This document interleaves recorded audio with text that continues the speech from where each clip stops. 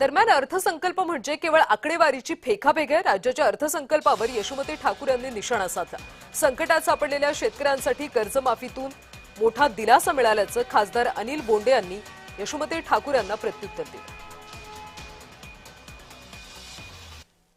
जो अर्थसंकल्प होता तो निव्वळ आकडेवारीची फेकाफेक होती असं माझं ठाम मत आहे.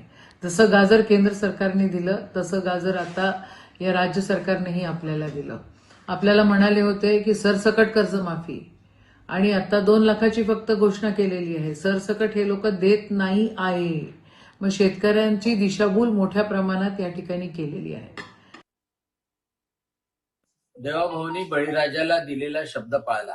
2025च्या सप्टेंबर महिन्यापर्यंत ज्या ज्या शेतकऱ्यांचं कर्ज थकीत असेल त्या शेतकऱ्यांना 2 लाखापर्यंतच्या कर्जाची माफी देण्याचं देवेंद्रजी फडणवीस महाराष्ट्राच्या मुख्यमंत्र्यांनी घोषित केलं आणि त्या शेतकऱ्यांना सावरण्यासाठी, दिलासा देण्यासाठी ही कर्जमाफीची घोषणा अतिशय महत्वपूर्ण आहे.